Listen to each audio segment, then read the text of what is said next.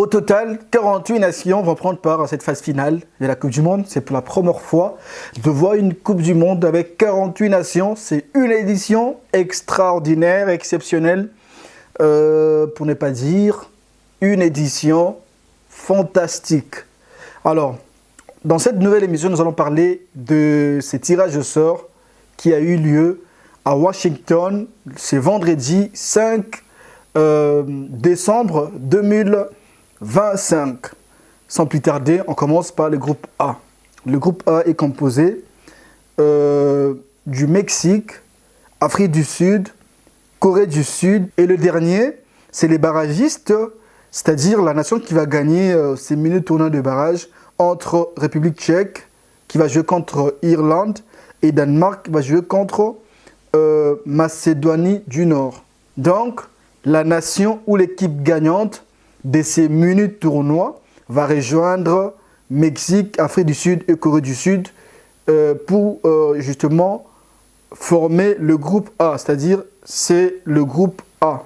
Dans le groupe B, on voit le Canada, Qatar, Suisse et puis le barragiste entre Pays de Galles contre Bosnie-Herzégovine et puis Italie va jouer contre Irlande du Nord. Donc l'équipe ou les pays qui va gagner ces mini tournois de barragistes entre Bosnie et Pays de Galles ou soit Italie contre Irlande du Nord, c'est cette nation qui va compléter le groupe B. Alors dans le groupe C, on voit le Brésil, le Maroc, Haïti et puis Écosse.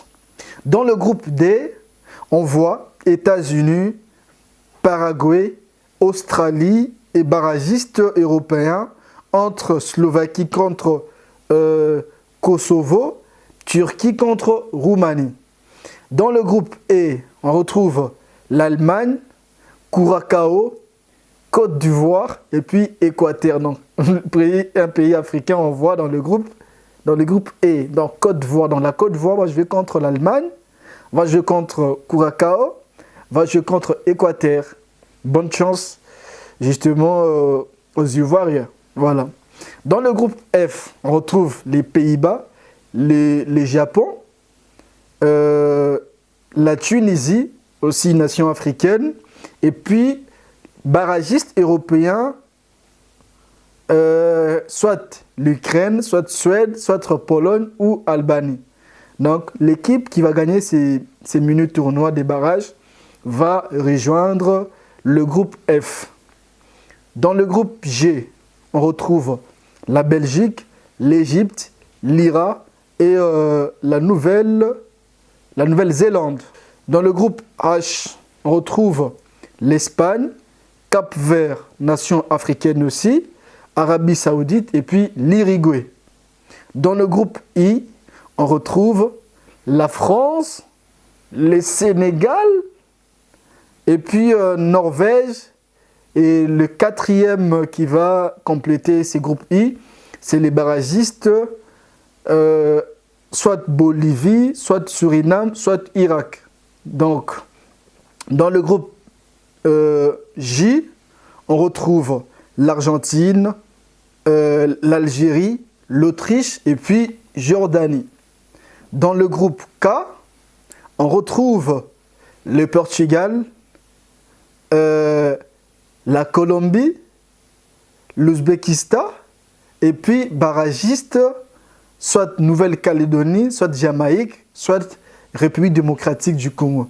C'est-à-dire quoi? Si le Congo gagne la finale de barrage, le Congo sera logé dans le groupe K. C'est-à-dire le Congo va jouer contre Portugal de Cristiano Ronaldo, contre Colombie et puis contre Ouzbékistan. Ça peut être Congo, ça peut être Nouvelle-Calédonie, ça peut être aussi Jamaïque. Parce que ce n'est pas seulement le Congo qui a de la chance de se qualifier, tout comme la Jamaïque peut se qualifier, tout comme la Nouvelle-Calédonie. Et puis le dernier groupe, c'est le groupe L. Le groupe L est composé de l'Angleterre, Croatie, Ghana et puis Panama. Donc, au total, 48 nations réparties en 12 groupes. Eh bien, vous comprenez déjà que la Coupe du Monde s'approche. Et nous aussi, nous nous préparons pour être là et puis vous servir dans de très bonnes conditions. En tout cas, ne vous en faites pas. Moi, je serai là. Au Mexique, je serai au Canada, je serai aux États-Unis pour justement couvrir cette Coupe du Monde pour vous. Alors, n'oubliez pas de vous abonner massivement, de partager, de liker, parce que ça va nous donner vraiment la force. On se retrouve tout à l'heure pour une nouvelle vidéo. Au revoir et à très bientôt.